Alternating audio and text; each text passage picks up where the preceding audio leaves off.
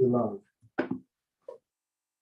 Hi, good evening, I should say good morning, good afternoon, and good evening to everybody, wherever you are in the world. My name is Shearer, and I'm here today to speak to you about whether or not there is some possible way of curing autism. You may have heard of somebody whose kids were cured. You may have heard of somebody's kids whose symptoms went away, and you're like, that can't happen.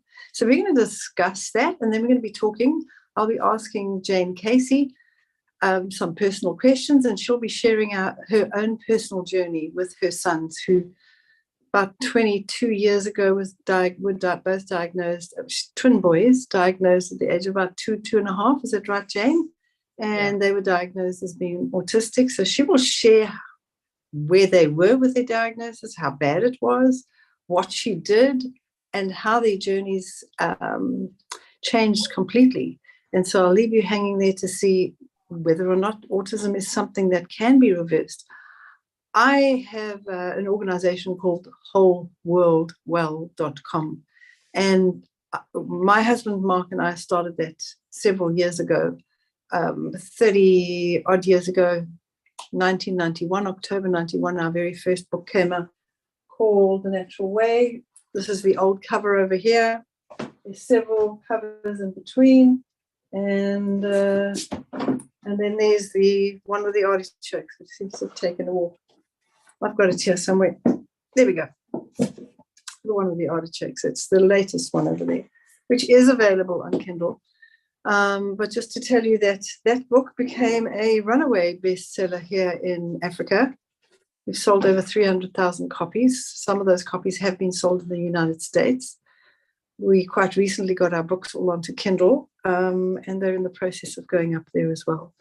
But what made us start this organization and start developing a range of natural whole foods that are pretty much all plant-based is because we had serious health problems. I had allergies, hay fever, allergic dermatitis. I was diagnosed with bipolar disorder.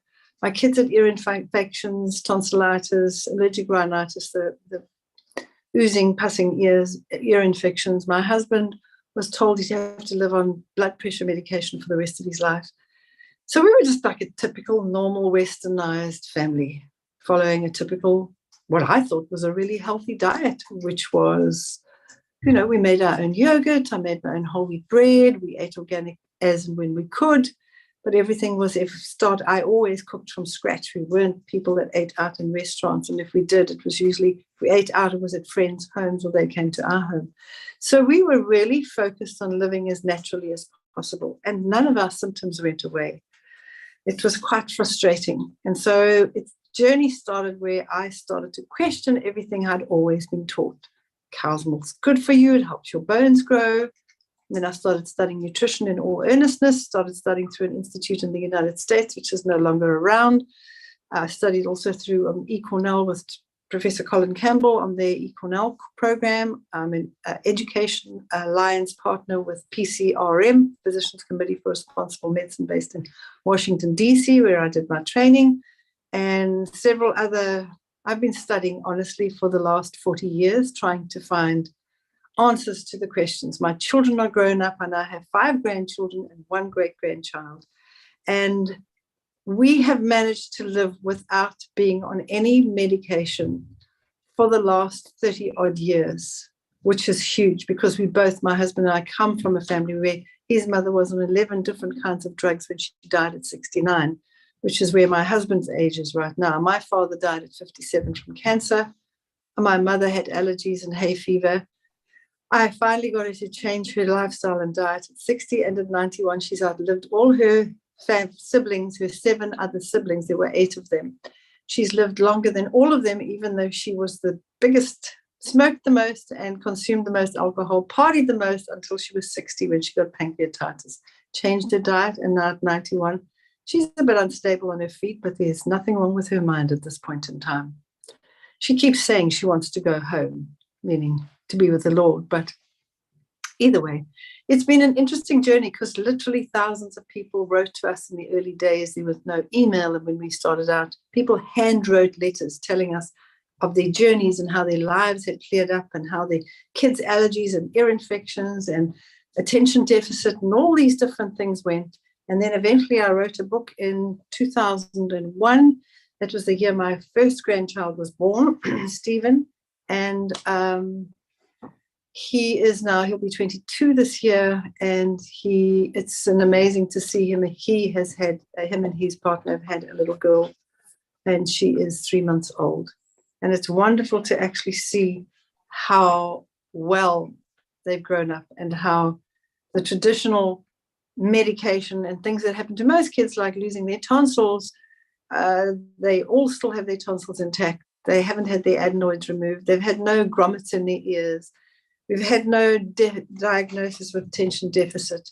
Although when Stephen does eat any refined sugar, even if it's brown sugar, he becomes completely dyslexic, and it lasts for about 5 days. Can't do maths, can't read, and his reading was exceptional when he was little. It's still exceptional. And his maths was exceptional. He'd be race ahead of everybody, but gave him whole wheat bran muffin with blueberries in it and brown sugar. But his friend brought it to school, and he became emotional one day, for hyperactive attention deficit the first day. Second day, he'd become very aggressive, bite other kids in the class.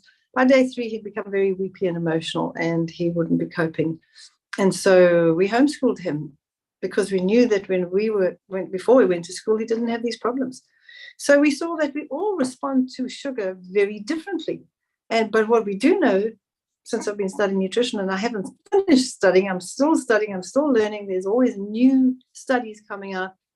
And it's really exciting to see how there's been a huge shift worldwide to a whole food, plant-based diet. I'm not here to convert anybody to become a vegan, but we know that the people that live the longest are less likely to get cancer, heart disease, diabetes.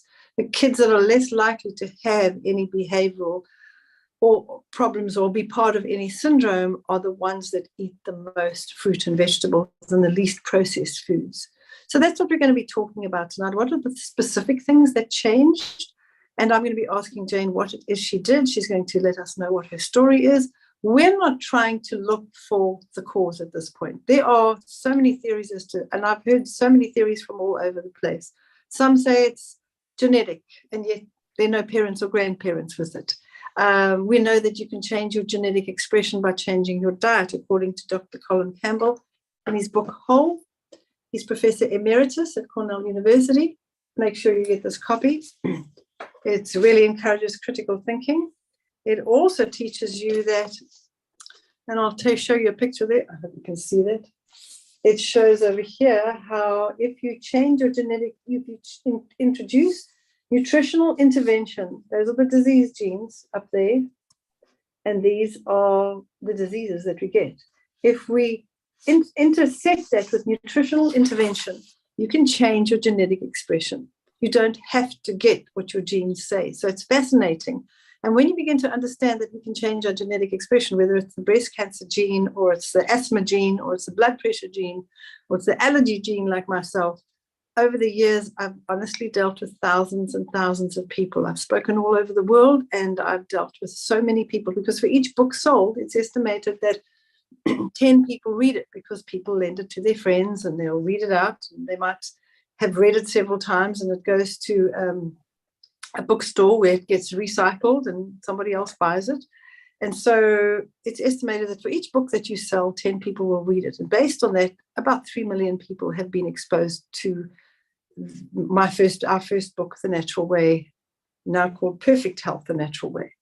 So I've seen too many people get to a place where their health has been completely restored in so many areas to say, as I keep saying to people that are on our programs, we've got the 30-day detox, the 100 days to health, which is the program that I encourage so many people to go onto when they're starting out.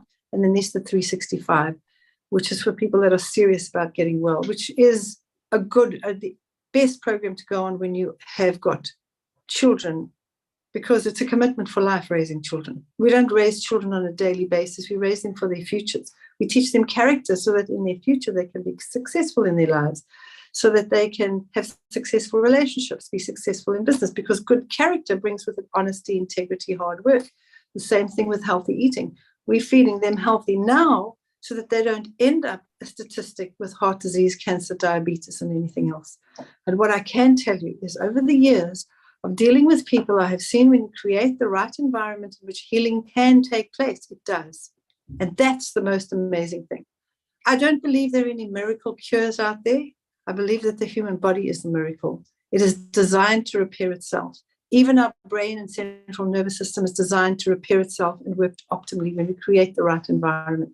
And that's what I'm going to share with you, is how to create that right environment this evening as we progress. But I'm going to start with Jane Casey and introduce her as the mother of twin boys, born 24 years ago, if I'm not mistaken, Jane. She's also written an amazing book, and she'll share some more about that as she goes on. It's a story of her journey. So as I said earlier on, we're not going to focus on a whole lot of causes. We're not trying to blame one thing or one person or anything else. It's the lifestyle that we live these days. It's the things that we do that we don't question. It's stuff our grandparents never did. And I, at 65, when I say my grandmother died when I was 13 years old and she was 85. So that was a pretty long time ago. My great-grandfather, if I think of him, he lived to 101. When I look at their lifestyles, they were so very different. People lived in community, they ate whole foods, there were no processed foods. Even when I was growing up, if you went out for a meal, you went to your grandmother's house. There were no restaurants, certainly not here in South Africa in the 1950s and 60s. We simply went out and ate at families' homes, and it was always food made from scratch. It wasn't processed food. So it was a very different culture. These days, kids, I saw something on the BBC the other day. A 6-year-old rang up an enormous bill on his father's credit card, buying fast foods from a local place. He just got into his father's cell phone and got, Uber Eats delivered to his front door. And this went on for some time, and eventually the father picked up on it. It was like thousands and thousands of British pounds. Quite bizarre. We could never have done something like it. We didn't have cell phones. There was no internet. We didn't have any junk food. And there were no credit cards. We grew up in an era where our parents didn't own it. So a lot has changed. So we can't say that you can catch it. What we do know is our environment has changed. Our environments become more toxic. Our diets become more toxic. Our mothers are not in our homes like they used to be. Many mothers are out working. And I'm not criticizing anybody, but there is sometimes a choice we have to make when you're dealing with a difficult situation like autism, where you realize you need to stay home. And I've seen mothers say, we have to live in a smaller house. We've got to drive a smaller car. We can only have one car. We don't need 4 bathrooms. We can manage with one if we have to. At least we have a flushing toilet. So sometimes you have to change your lifestyle to do the best for your children when you receive a diagnosis like this. And so I'm going to ask Jane to tell us when her journey started and how did she feel when she got the diagnosis. Over to you, Jane. Okay. Thanks, Marianne. So my boys are 24. They were diagnosed in 2001. And it was brutal because they were not born with this thing. Let's refer to it as that thing. I'll refer to autism as gut dysbiosis because that's what I really believe it is. It's just an imbalance of an overgrowth of bad bacteria and parasites and viruses. And it comes from a multitude of different sources. Like when I started researching things like toothpaste, I didn't realize that fluoride was a neurotoxin and it actually wipes out your good bacteria in your gut. And so in every grocery store that's promoted, like that's safe, it's on the shelf here in the United States. Then when you start looking at what the ingredients are like in dish soap and laundry soap and everything else you're doing, you start to get really angry, the fact that it's actually being sold. So back to the boys, they were born, if I had known, and I have no regrets about anything, I'm very, very grateful for everything we've gone through.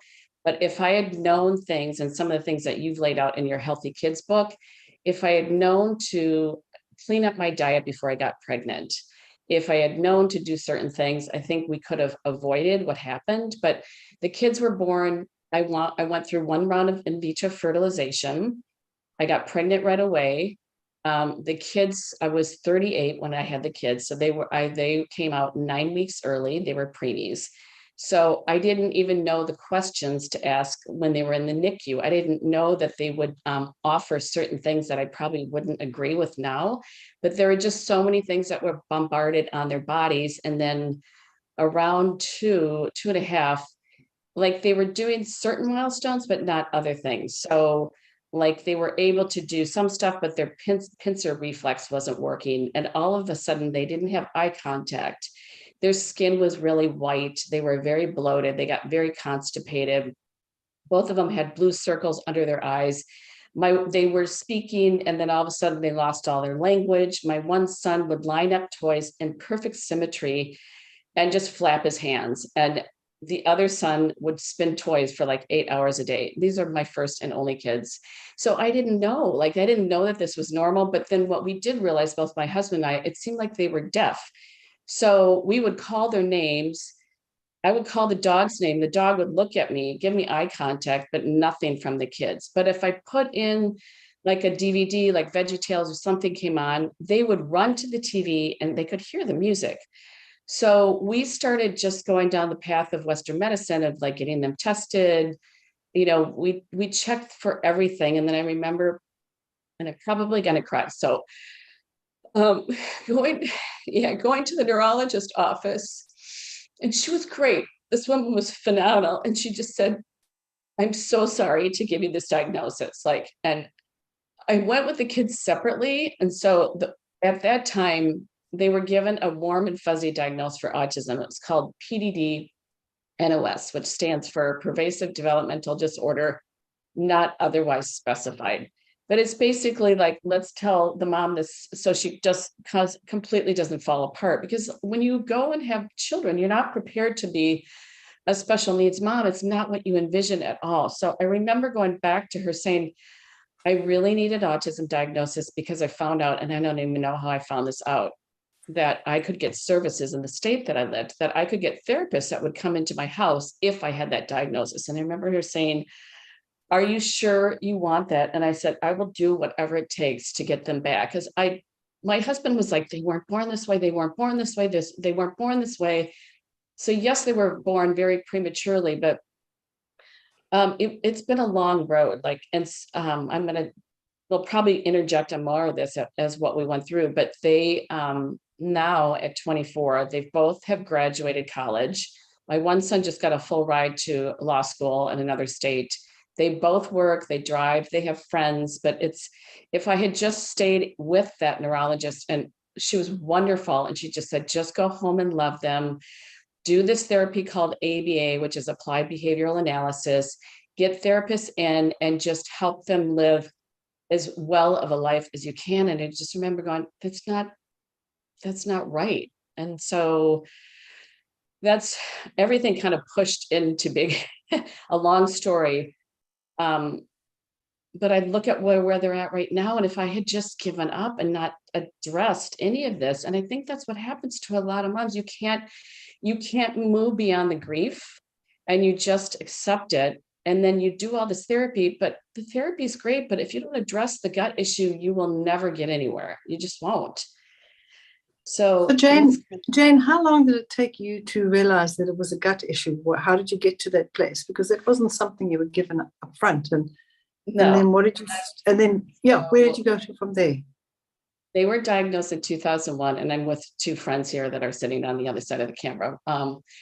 The one, I did two things happen in 2002, and I truly believe because my parents were praying, and I had no faith in God back then, because that's a whole other story. But I read this book called Body Ecology Diet, which addressed the GI tract and what you could do food wise. And then I found this physician, and she's sitting here with me, and I made an appointment and went to her office, and it was so esoteric. We drove from the state that we lived in, like across many states. And I remember that first, I'm going to cry again, that first visit that I walked in, and I told her this last night, where she just touched the kids and she said, "Wow, your kids will let me touch them. A lot of kids won't do this." And I truly think it's because their bodies feel like they're on fire because their gut is so messed up. And I just kind of started putting pieces together, I So don't how even old know. were they then? How old were they then that you? two and a Okay. half. Yeah. All right. And then you Yeah. started putting things together. Yeah. Carry on. Sorry. Yeah. And then I just started I found another book that I read, and in that book, she talked about another cookbook. She talked about making foods that were very easy to digest. So like, and now what I know is you don't have to do all that complicated stuff, but I was making my own flour. I would buy rice and I would blend it in my Vitamix, and then I would put it in a glass jar, and I would take some lemon juice and warm water and like it's basically like a gluten-free sourdough, but I was trying to make everything super easy to digest because they weren't pooping. And that was the thing, is I don't even think I understood that the fact that they weren't pooping was why they weren't speaking. And my one son was so aggressive because he was so frustrated that he couldn't speak. And then the other one, he just seemed like he was just super freaking high all the time. And then we had a developmental therapist that came into the house, and she said, well, I'm probably mishing the story up in a different way, but chronologically, but she said a lot of families find when you remove dairy and gluten out of the diet that they see huge results in the kids. And I did that after I cried, I think for about 5 days, because all they ate was this little shitty yogurt that was full of sugar and dye that's still promoted here. And then flour tortillas with cheese. So it's like I was literally feeding them like morphine. And when we removed both of those things, within 5 days, they were looking us in the eye. They were calmer. My one aggressive kid, like, because I was afraid he was going to just take off. I kind of kept them in this like big, huge, like playpen in our den. And I had a friend say at some point, she goes, you're going to have to let them out of there. Some point. Well, I don't know what that's going to be. So yeah, it was fun. I feel so awful for any woman who goes through this and gets this diagnosis and they just accept it, or they put their kids on medication because you have to control their behavior. But at some point, I mean, I know that with the diagnosis very often comes the issue that autistic children don't like certain textures and they only like certain foods, and there's certain things they won't eat. So how did you get them to not want to eat the wheat tortillas with the cheese anymore and stop eating the yogurt? How did you transition from there to where you got? In 2002, there were very few gluten-free, dairy-free foods in the United States. You could either get them from Israel or Canada, and they tasted like cardboard pretty much. Like the bread was awful, but I just started to, I don't even know. And the cheese, like the fake cheese, everything was disgusting. So I don't even know how I got them to do it. I just think when I removed the dairy, when I removed them, I saw the improvement. I was like, okay. And then I found a book at that point too, which is called Special Diets for Special Kids. It's written by this woman in Wisconsin. And she talked about the behaviors and why certain things happened in kids. And I don't even know that she used the gut dysbiosis word, because I don't know that was a word back then. Yeah. But I just started making like homemade like chicken nuggets. And then, I mean, they were disgusting. But I think of what they would eat, it's just like you do whatever. And I mean, this took some time to do this, but I remember going, okay, this is not enough. Replacing gluten and dairy with prepackaged wheat and dairy isn't enough. They weren't eating fruit and vegetables. I think that's when I took the little syringe that you get at the drugstore to, shove in medicine. And just started juicing stuff. And I would literally chase them and sit on them and just put it in their mouth. And a lot of times my one kid would just blow it all over the wall. But I don't know how I had the Persevered. Yeah. Yeah. How long did it take them, you injecting juice down their throats, for them to be okay with drinking it? How long did that take? A few weeks of consistent. A few weeks. Mm-hmm. Yeah, it's one of the things that I say on the program. So many people on the programs, very often within a week or two, start to actually crave healthy food, whereas before they didn't want to eat anything green or carrots or carrot juice or anything like that. And just that one act of eating raw fruit or vegetables before you eat a meal, which is one of our standard 5 steps that sort of is threaded throughout our programs. One of them is to eat raw fruit or vegetables, aiming for a side plate, at least a bread plate, before breakfast, lunch, and supper, and before any snacks, at least, eat a couple of pieces of cucumber before you go and eat whatever it is, or eat an apple or some raisins or some dates or a banana before you're going to eat a cookie. So with autistic kids, it's quite different. You've got to act faster in a sense if you want to see the results. But just that raw before cooked, we invariably see within 1 to 2 weeks, people say they start to crave the foods that they never looked at before. The very foods they didn't like, they actually crave them. And I can remember the story of a woman in California. I did a talk, and then she emailed me a couple of months later just to tell me that they had bought the book, they'd got on board. She'd started the family with raw food before cooked food, just at the meals. Her daughter, who was 14 at the time, did not want to eat anything. And she said, look, I love you so much that I want you to be healthy, so I'm insisting. And she put some boundaries in place. And I think that's one of the things that people battle with. When you've got a special needs kid, your boundaries go. And I think it's a difficult thing, because you don't want to be fighting with your kids or screaming at your kids. And discipline is not doing that. It's just you kind of feel out of control, so you just kind of let them be. And it doesn't help the condition either. So with this thing, the mom said, look, I'm putting boundaries in place. You've got to eat at least 5 pieces of vegetables, like 2 little strips of carrots and 3 pieces of cucumber. Find something you like.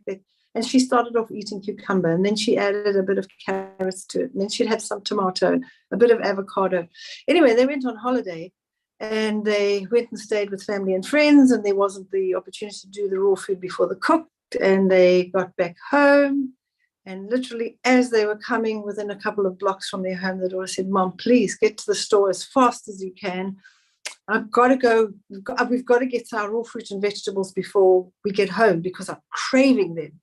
And the daughter basically went in with her mom and got the whole lot of stuff. And when she got home, she didn't even take her own luggage out of the car. She took the groceries in, took the fruit and vegetables in. She cut up all the raw vegetables, got open a tub of hummus that they just bought, and put that down, and she started eating it. And she said, this is a kid who never ate fruit or vegetables, was now eating it. So whether it's with that syringe, whatever you do, or you're grating them really finely and you're putting them in the tomato sauce or the bolognese sauce, if you're making something from scratch, you can hide vegetables really, really well by just chopping them up really super finely.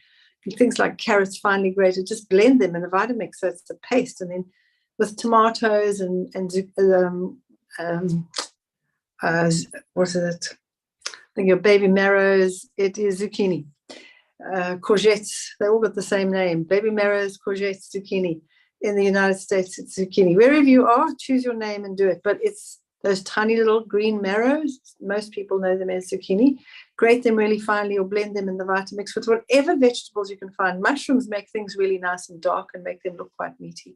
And you can sneak that into any kind of sauce that you know your kids normally eat, because what they like is the flavor of it. So you don't alter the seasoning in there. You still put the oregano in there, and you put a bit of garlic and herb salt. That's what I'd put in there, and a huge amount of tomato puree. And then I would sweeten that. Instead of sweetening it with sugar, you can sweeten it with things like grated sweet potatoes. You can put huge amounts of grated sweet potato in there. It really gives it a nice body and sweetness. Or a grated apple, or if you need to, a dollop of honey if you need to. But I find the grated apple or the sweet potato adds that sweetness to a tomato-based sauce. So as I say, whether it's the syringe or whether it's, hidden away in food, you've just got to get it sneaking in there. And within a couple of weeks, you'll find that they start to actually crave the food, which is exactly what you found. It took a couple of weeks, and then they started to eat it. So where to from there? You were syringing them with fruit and vegetable juices or vegetable juices.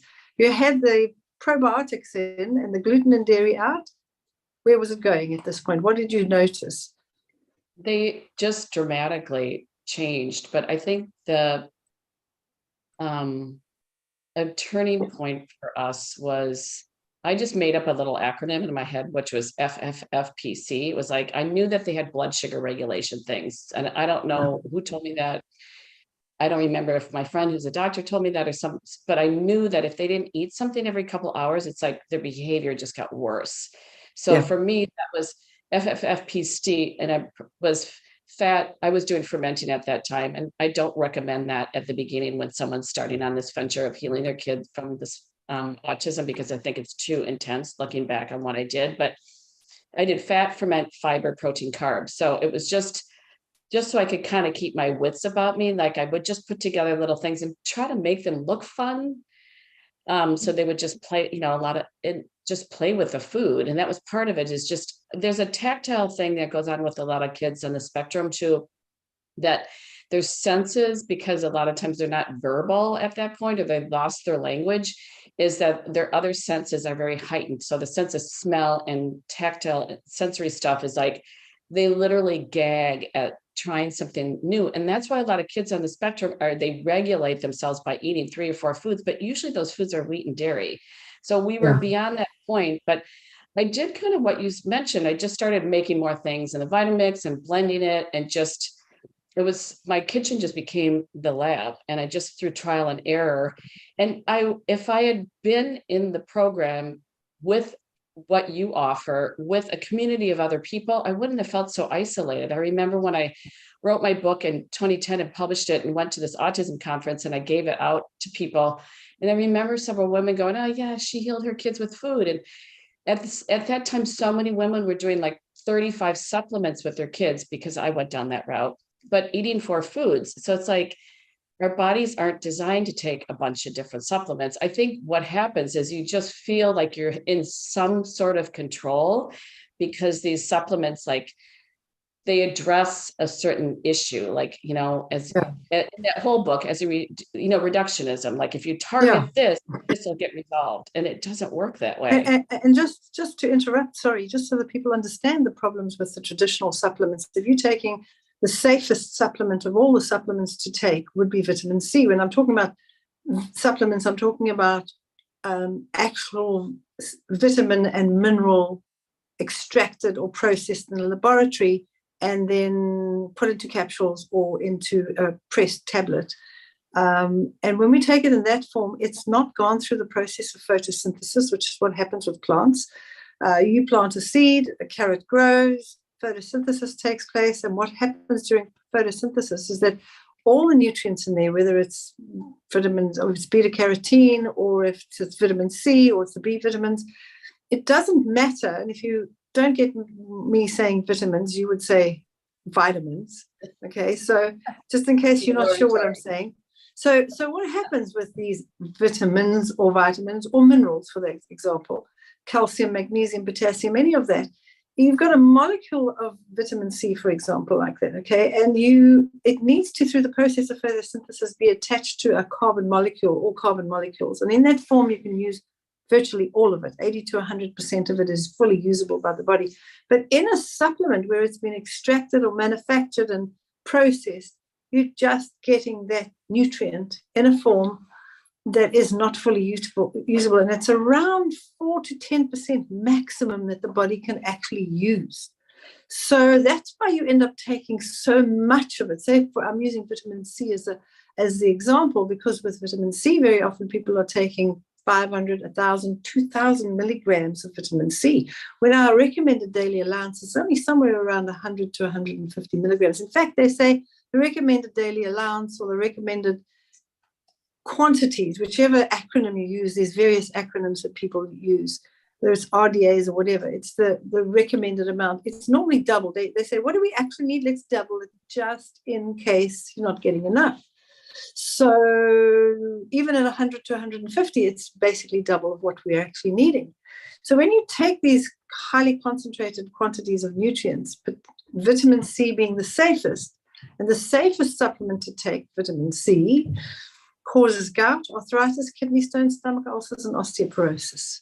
And it's a big problem with the gut, because a lot of inflammation takes place. It's extremely acidic in the gut, and that's not going to help any kid, even a healthy kid, never mind one that's on the spectrum. It's not going to help them at all, because you're going to upset the gut. And just a word with why the gut is so important, why you're talking about it, is that we have these cells, we have these friendly bacteria, the gut biome. It's a name for all these different bacteria, and they all have wonderful names, and we can rattle them off, and I can show you how much I know, but it will be showing off.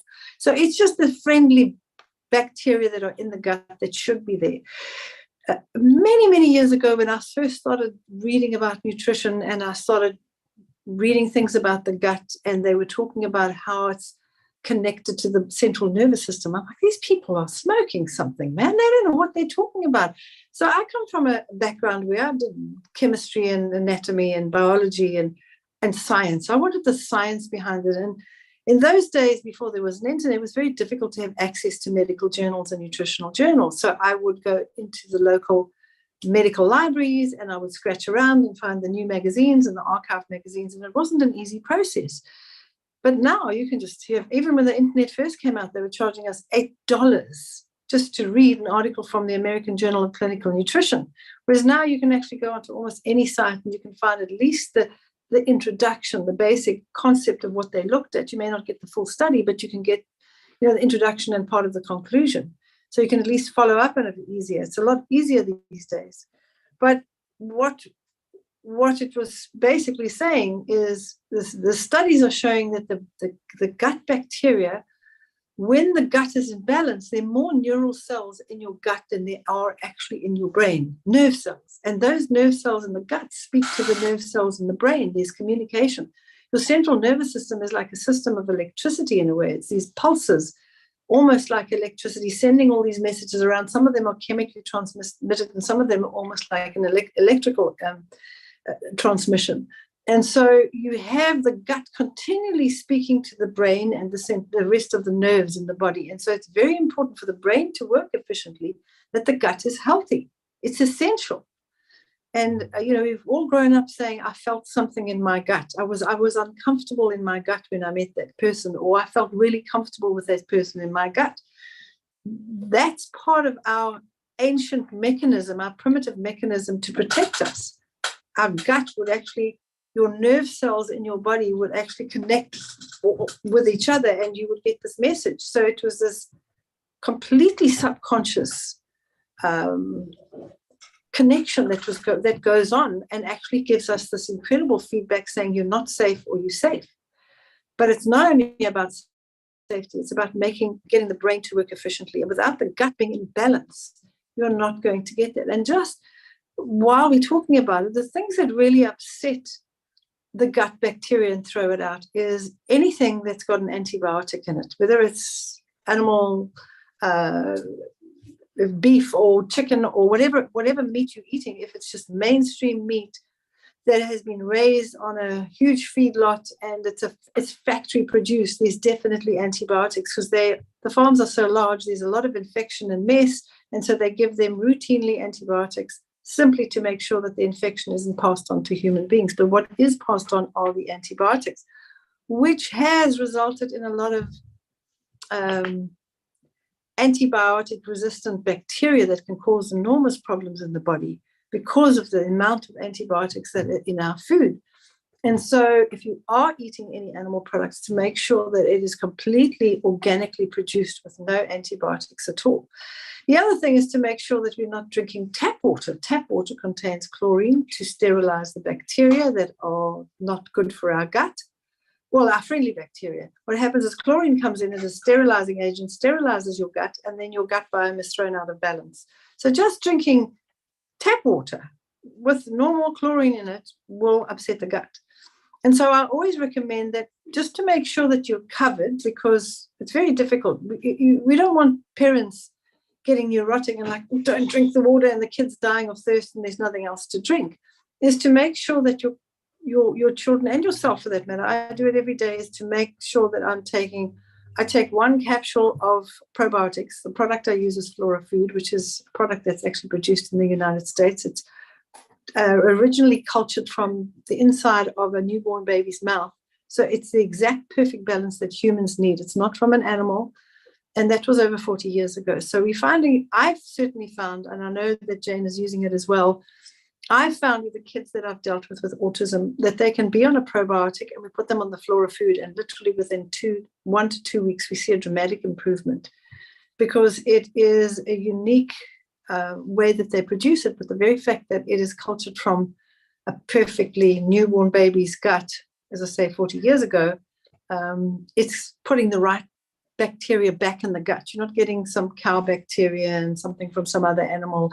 It's the exact balance that we need. I've always seen the best results with that. So just so that you're understanding the importance of getting the gut into balance. Sorry, that's a bit of a long explanation, Jane, but please carry on. I've interrupted you again. No, not at all. I think the biggest thing just for anyone going through this is that that's the whole part, is making food that's easy to digest and not overcomplicating things. And the fruit and vegetable piece is just so key and so ridiculously simple. But again, like if anyone is dealing with like a recent diagnosis or going through this, it's like there's very little mentioned on diet beyond being gluten and casein free. And casein is the protein that's in dairy. And it's not to say that you can't ever have that again or once in a while, but when you're dealing with some sort of issue like that, it is really important. They are just really inflammatory foods that just cause so much disruption. And just, I'm going to get to right now where we're at, like our sons, like during the my one son is a super amazing eater. He was also a little later to heal, but he's this incredible runner. He's just so impeccable with his eating, like just perfect. Then my other son, when he went off to college, and he could not get enough energy drinks and candy. And like, I mean, it just the worst food that you could possibly think of at every meal.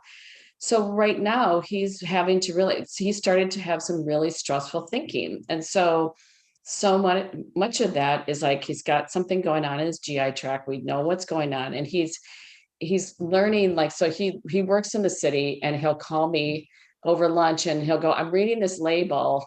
And I like it. I don't like the fact that he's been going through this, but I do believe that we get these lessons repeatedly until we finally decide that we're going to pay attention to our body. And so he's just making smarter choices. And also, I think for just against to anyone that's going through this, once your child is healed, it's not like you're just freaking okay. Like both the kids and the mom, and maybe the dad, or maybe not. It depends. It is wise to get into some sort of therapy. And like I'm in talking with someone who's a psychologist who's been phenomenal. And the same thing with the boys, because I think, especially when you're not verbal, people will say things in front of you because they will think that you don't hear. And my kids have repeated things back to me from when they were 2 and 3 years old that people said in front of them. Wow. And that's the thing, is we've chosen to do a lot of forgiving.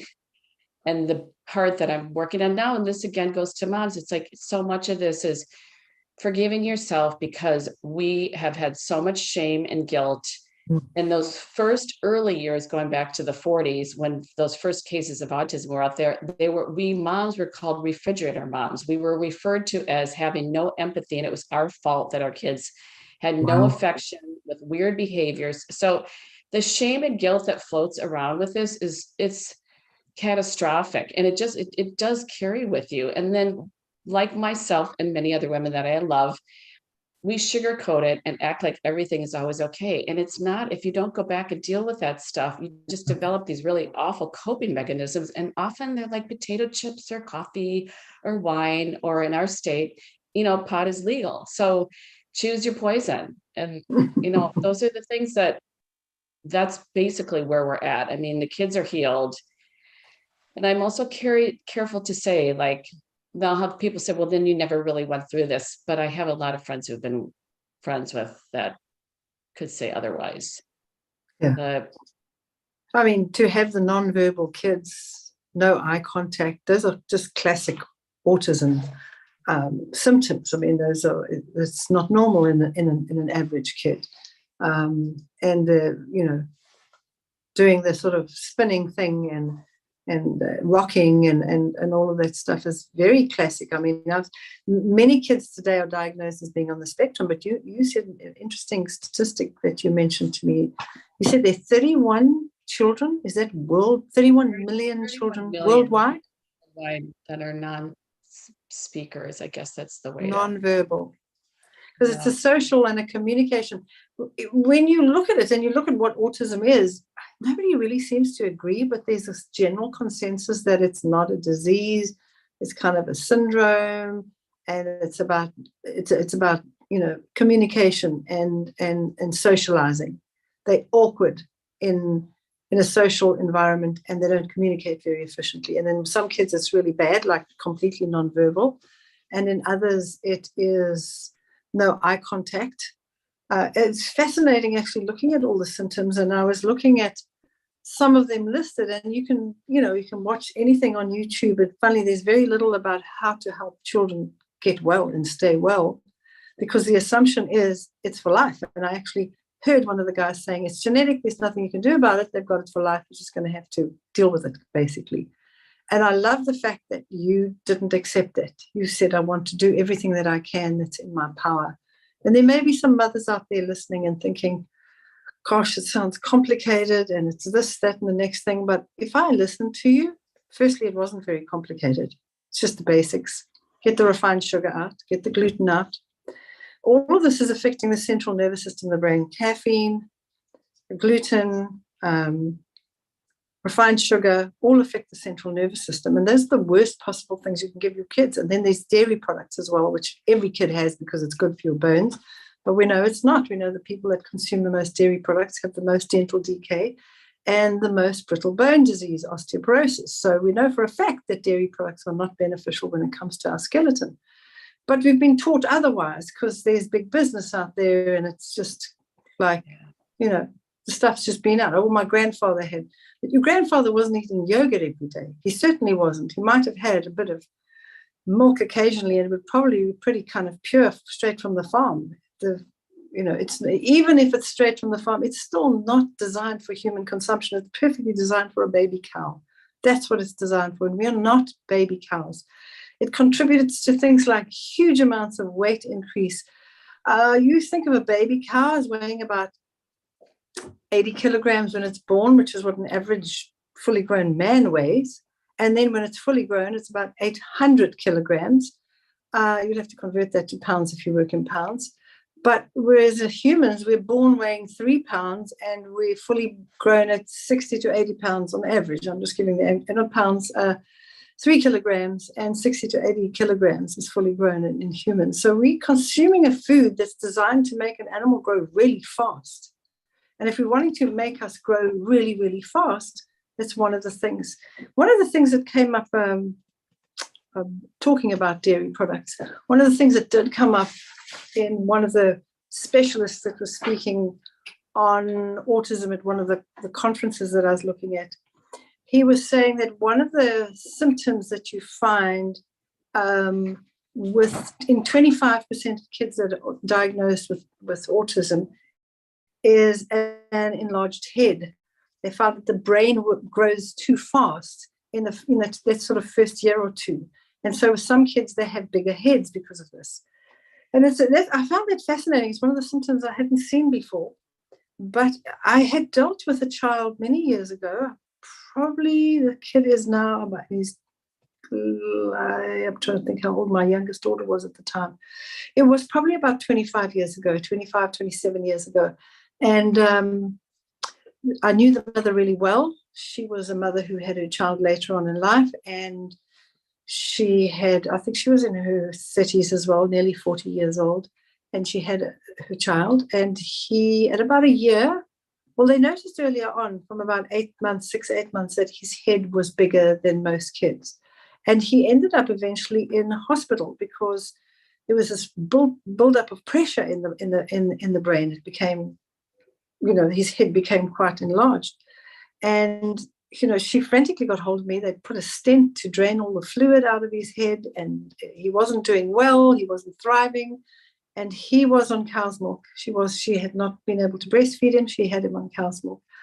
And so what we did was we took him off the cow's milk, and I suggested she put him onto goat's milk, not a formula. It was pure goat's milk powder. She put a little bit of carrot and barley grass juice. We used the barley life for that, and the beet juice as well, a little bit of that. And then we put in some omega, the essential fatty acids with the omega-3s in them from a plant source, not from fish oil, because it's highly processed and heated and pretty rancid.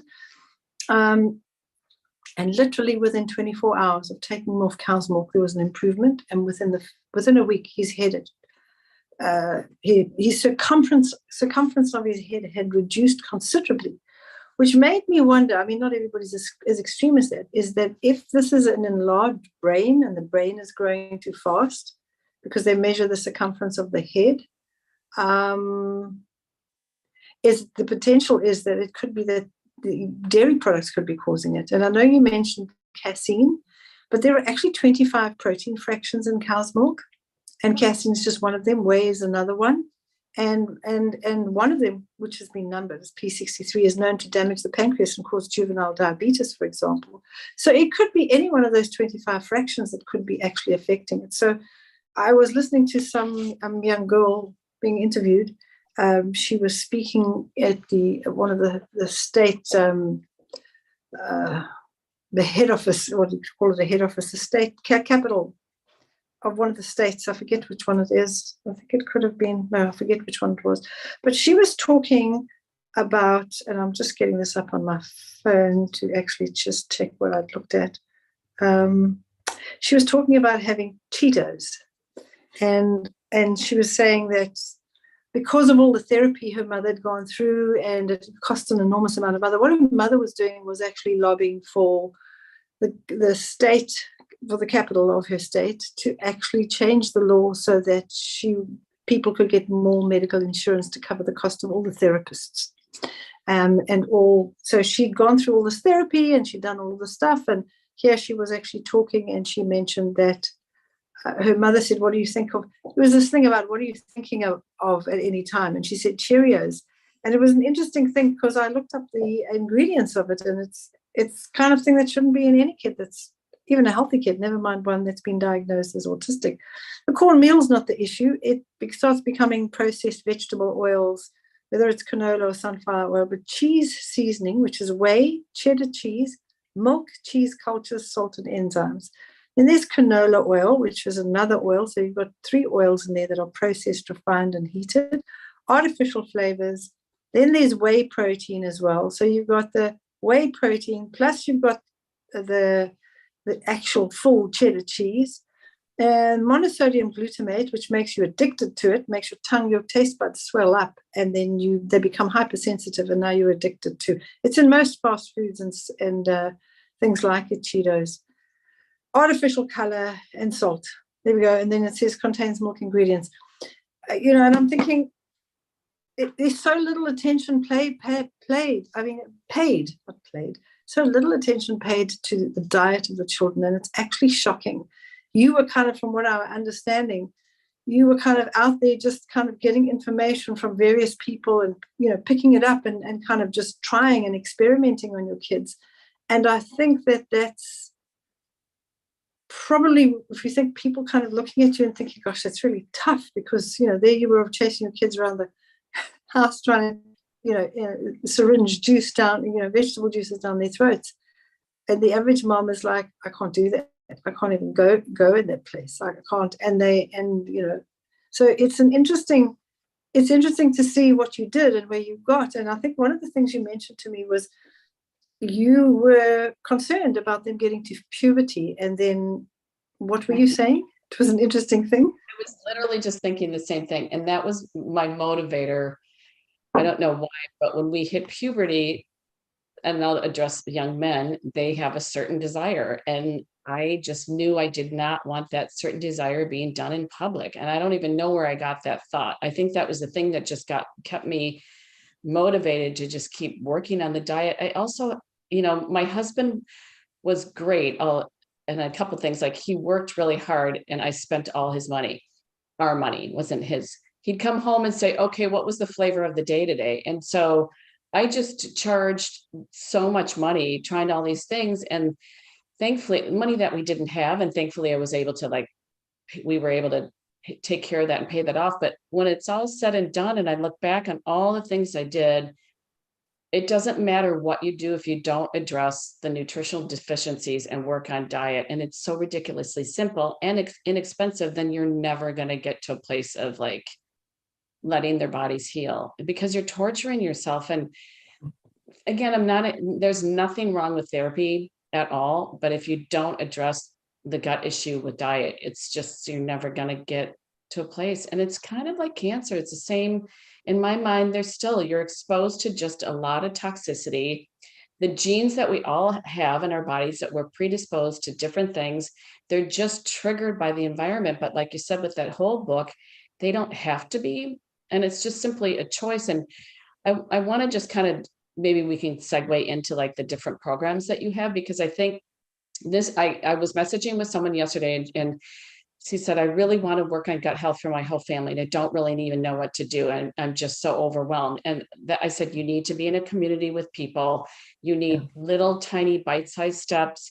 You need to know how to add certain things in without being told you got to take these things out, because once you start adding stuff in, it's not super overwhelming. And then you're there with people in a WhatsApp thread going, okay, did you try this? How are you doing this? How are you handling it? Because the emotional aspect of taking on a new endeavor like this seems so daunting, but it shouldn't cost a fortune, and you shouldn't have to do it alone. I mean, so. No, you shouldn't. And it's one of the reasons that we started these programs. We actually started them during lockdown because I used to travel all over the world speaking to people in public.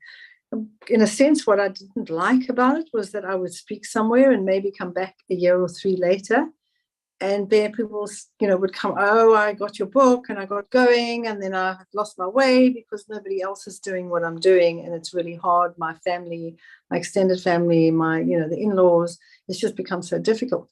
And so with lockdown, we found that we discovered Zoom, and we discovered, YouTube, which were things we knew about, but it wasn't really something that we used. And so we found an existing program that we'd had for many years called 100 Days to Health, which was really just kind of on our website, and you could just download it and go off. And many people, in fact, about 10,000 people did that program without any support, or at least started it. Maybe 50% of them finished it and 50% didn't, because there wasn't that support. And they would kind of just get hold of me and say, wow, we've lost 50 kilograms and we got rid of all our allergies, and the kids are glowing and there's no more ear infections, and we didn't have to have their tonsils taken out. And so they would be on that program and it would just work. But getting onto the Zoom sessions, I really realized the importance of community. I've never been a person who likes to be part of a club or something. I just kind of go it alone. You sound a bit like you also went alone. And it is tough when you're out there and nobody else is doing it. And so you feel like you're fighting against the world, and eventually you just give up. And so that's what actually changed, was that people that are like-minded, for example, whether they're doing the 30-day detox, which I don't recommend doing with kids, it's too dramatic, it's too radical. It's there for people who have been healthy in the past and want to get back on track in a hurry. 100 Days to Health is a fantastic introduction to healthy eating. If you've never followed a healthy diet before, 100 Days to Health is fantastic. The problem is you get to the end of the 100 days and you're like, okay, where to from here? And then I developed, because I kept getting these letters from people saying, I need my emails. You're getting daily emails, and now that you're in a group, you're either in a WhatsApp group or you're in a Facebook, private group, and you have a game changer who is somebody who's done. I have trained specifically in the groups, and they've done the programs, and they're able to actually guide and encourage you, and oh, what did she say about this? I forgot that, or if somebody's away and they're not getting the emails, you'd look in your WhatsApp group, the link, so you can come and join the support groups on a Wednesday or a Thursday. And there are different times, because it depends on which country you're on. Wednesday's time suits anybody in the United States, anybody in Europe. Thursday's time suits people in the South China Seas region, which is Australia, New Zealand, China. We've got people in Russia that have now recently joined the program as well. So there are people all over the world. But the thing is, you realize that there are people in your community, not just all over the world, but sometimes down the road from you, or in the same town, or in the state next door to you. And you realize, I'm not alone, and people are sharing their recipe ideas. And you can say, look, I'm at my wit's end, I don't know what to give my kids. They don't eat this, they don't eat this. And the mother will pop up and say, I make this for my kids. They're exactly like that, and they do this. So you need that support. Support keeps you on track. But I've actually found that what I did was develop a program called 365, My Year of Wellness. And that was for people who'd finished the 100 Days to Health. And when you sign up for that program, you get the 100 days included in that. You get the 30 days included in that. It's all included in the program, and it's for life. Whereas you get the 100 days for 100 days, the 30 days for 30 days, and then you're out. 365, when you sign up for that, you can come to the Zoom sessions until the day I die, or my successor takes over for me. And there are many people out there that I know I could hand over to who are younger than I am, although I have a personal goal to live to 120 years.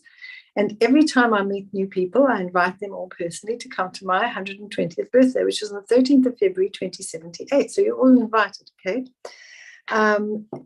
It's God willing. God willing, I will get there. It is a personal goal to prove that our bodies were designed to last that long and last well that long.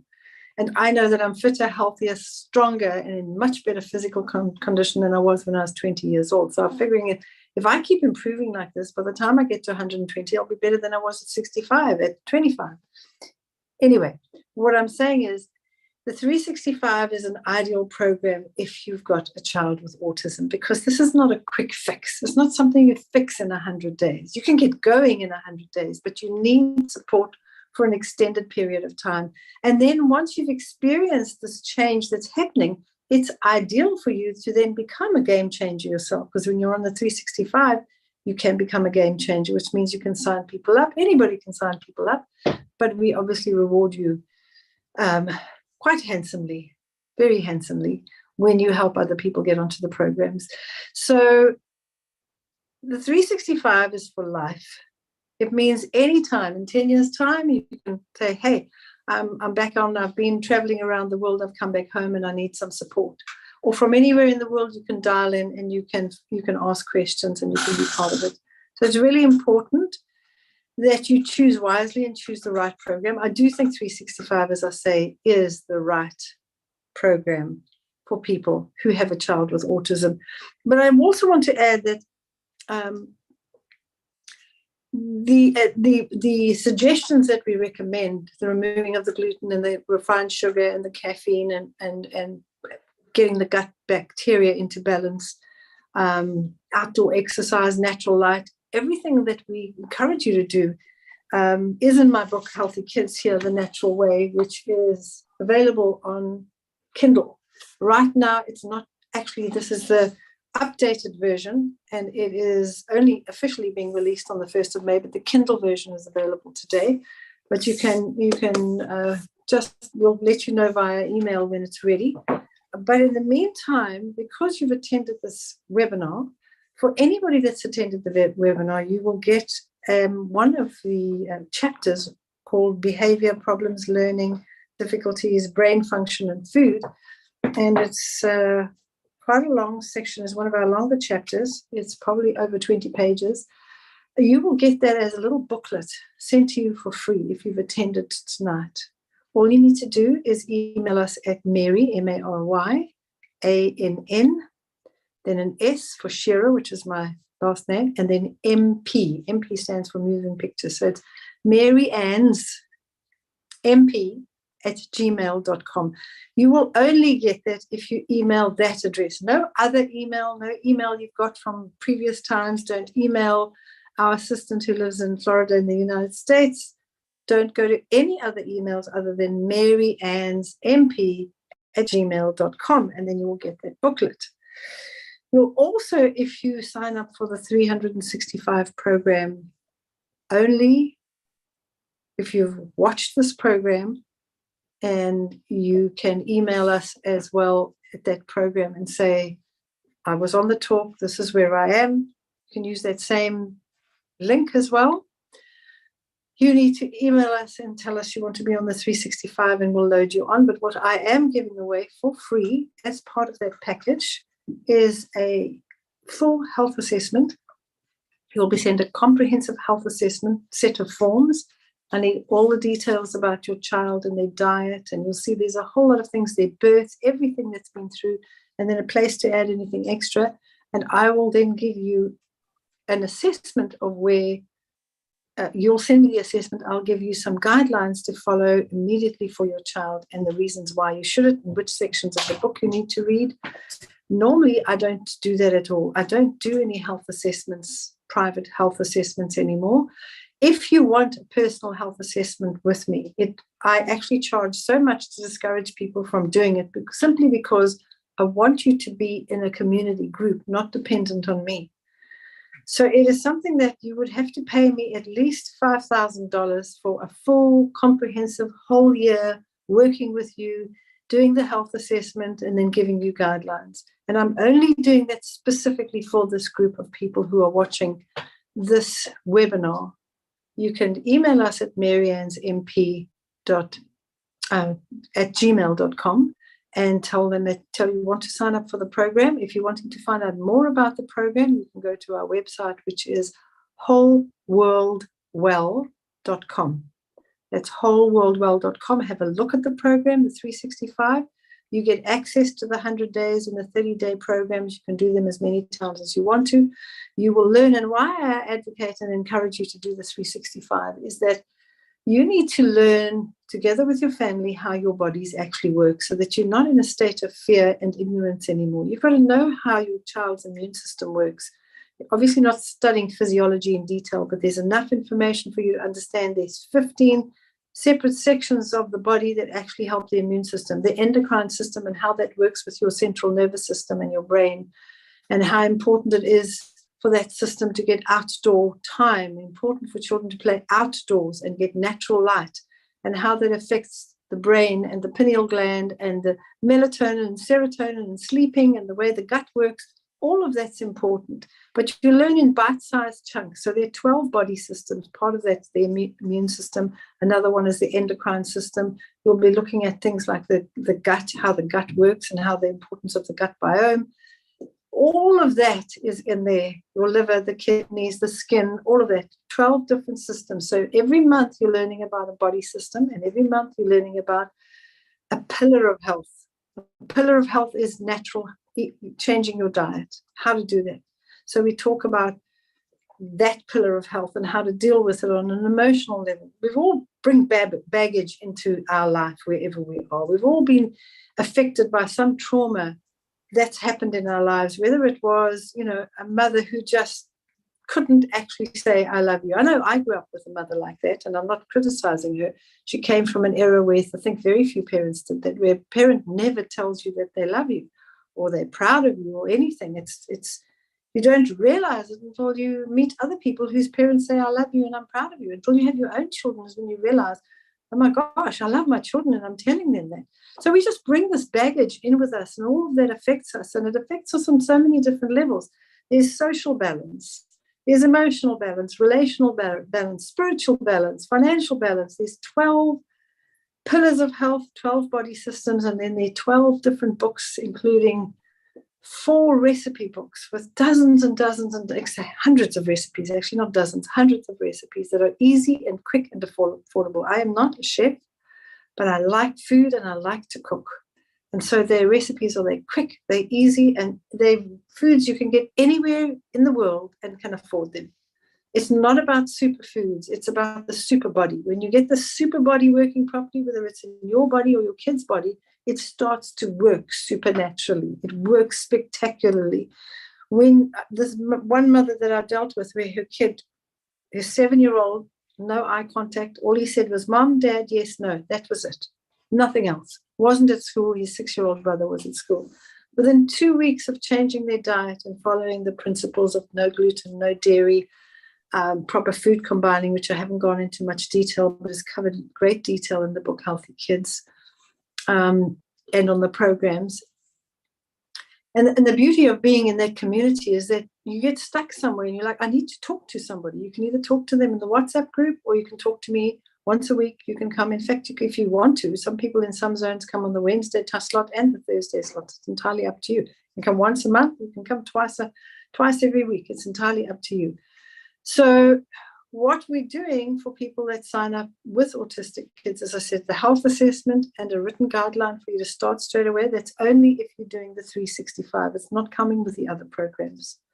I know that Jane is also going to be working on some from workshops with people that sign up onto that group tonight as well, or on any other time that they're watching this video, because it's going onto YouTube. You can watch it and share it with people.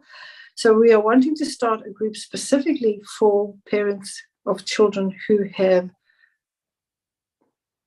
special needs, anything to do with the central nervous system and the brain.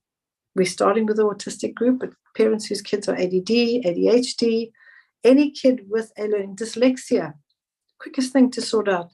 Get the essential fatty acids in, and get the refined sugar out. And you'll see 5 days your child starts to read and write. Cannot believe I take photographs. We started a school 9 years ago where we actually help children with, it's not for children with special needs, but many children come who are on the spectrum, and we find children who don't even know they're on the spectrum because we can see from their work they just cannot form letters, they can't form numbers, and they're really struggling. And we get the parents to change the diet, get the essential fats in, get the refined sugar out, get the gluten out, get the gut right, and these kids start to write beautifully, they start to read, they start to understand numbers. It's just so incredible to see. I've seen too many people reverse this, to not believe that autism cannot be cured. And I know that that's a big statement to make, but I have seen it, Jane's seen it, I've seen it so many times in dealing with people over the years. The human body is designed to repair itself. All we need to do is create the right environment, and the programs we have will help you do that. So just to go back, everybody who emails maryannsmp@gmail.com will get a little booklet on behavior and learning problems and brain function and food, which all the guidelines for autism are in there, but there's nothing extra, there's no support. At least it'll get you going. If you're wanting ongoing support, and you're going to need it, I believe for at least the next 2 to 3 years, if not longer, if you're having more kids, if not longer, you need to get onto the 365, where you'll have the full health assessment. And with that, you will get a written guideline from me, emailed, obviously not handwritten, but emailed to you. And it will be unique for each child. It's not mass produced. I'll be looking at each child. And then what we may have to do if that group becomes too big is to put you into a special group on your own on probably another slot. But I'll work with Jane on that, and we'll let you know on how many people actually join that group. If we're enough, certainly if we get to an amount of at least 20 people, we will form a separate group at a time that suits the majority of the people in that group. So I don't know if you've got any questions, Mark, or if Jane, you've got anything you want to add to that I've left out. Jane's book, please tell us what the name of your book is. Eat It and Beat It. Eat It Getting and Over Beat It. Autism. Getting Over Autism. I'm looking, see what it's called. Oh, here, I'll show it to you. No, who want to see the copy? Okay, you show your book and I'll show mine. Yeah. It's Healthy Sounds Kids, good. and that's Eat It to Beat It. Getting Yep, over autism, okay? Following these guidelines, I can tell you that you can create the right environment in which your child's body can repair itself completely. They'll always have a tendency to maybe have an emotional difficulty when they're eating incorrectly. The anxiety may come back. They may find they're not sleeping well at night, or their stomach's not working very well. But most people around the world living a westernized diet have issues in those areas anyway. So whether you're autistic or not, your children that are not on the spectrum, the children that don't have any problems in the area, they might have asthma, they might have eczema, the same basic principles with some tweaks. I cover that in great detail. There are 18 chapters in this book dealing with everything from preparing your body for pregnancy right up to when they are teenagers and they're going through puberty and they've got skin problems, and what do they eat and drink when they go to school, and what if they're doing sport, what kind of things can they drink, what can they eat that's clean, that's not going to affect their brain or their central nervous system or their endocrine system in any way negatively. So all of that is in here with a whole lot more recipes as well. This, as I said, is available on Kindle. Hard copy will be available from the 1st of May. It should be available on Amazon for you to print. If you're in South Africa, we will ship it out to you from the 1st of May when they will come off. This is the first test copy, and there's a couple of little things that need to be tweaked, but it'll be ready from the 1st of May.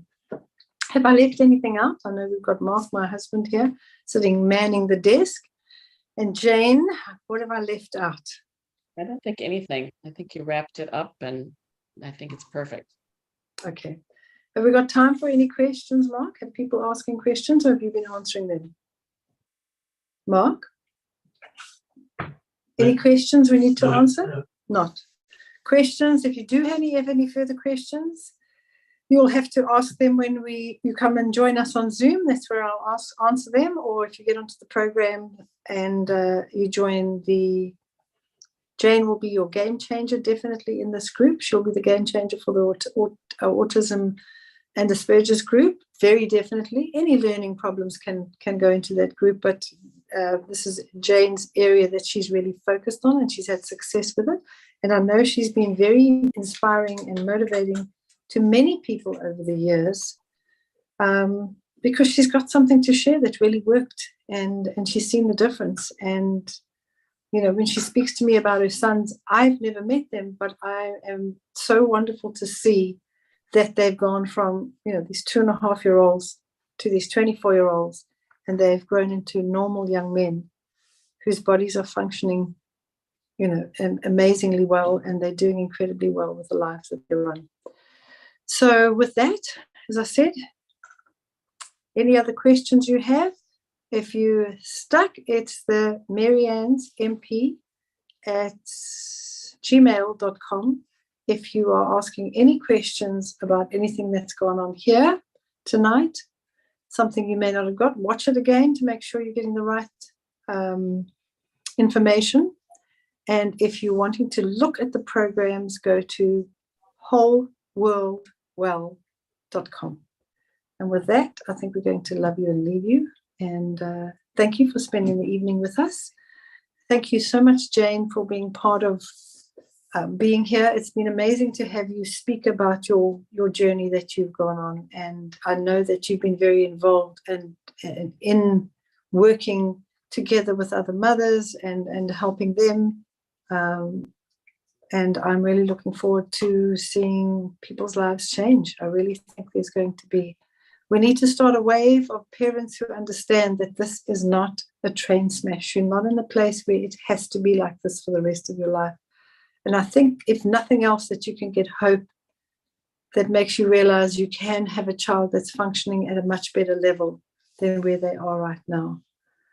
Don't be scared and don't be skeptical. You're not going to know unless you try it. If you don't try it, you're not going to know. You can criticize from the outside and say, it's not possible. My doctor says, well, my doctor, Professor Colin Campbell, Professor Emeritus, Cornell University, you can change your genetic expression when you change your diet to a whole food, plant-based diet. Lots of whole foods, lots more plants. And when you do that, you'll see a phenomenal improvement of health in any area. But when we're dealing specifically with autism, there are very specific things, and that's why we encourage you to join the group.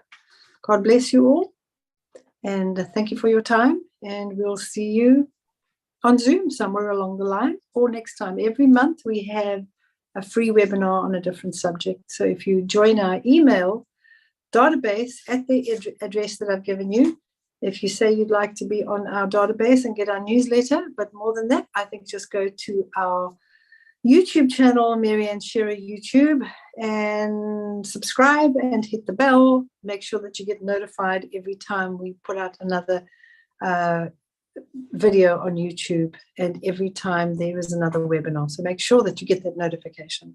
God bless you all. Stay well, and we'll see you soon. Thank you, Jane. Thank you.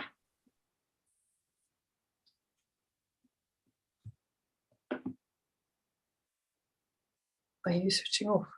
Or me? No, I'll switch off. Okay. It's fine.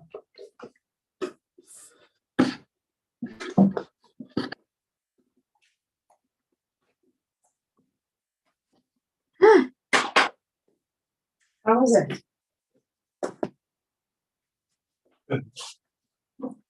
Not too long either.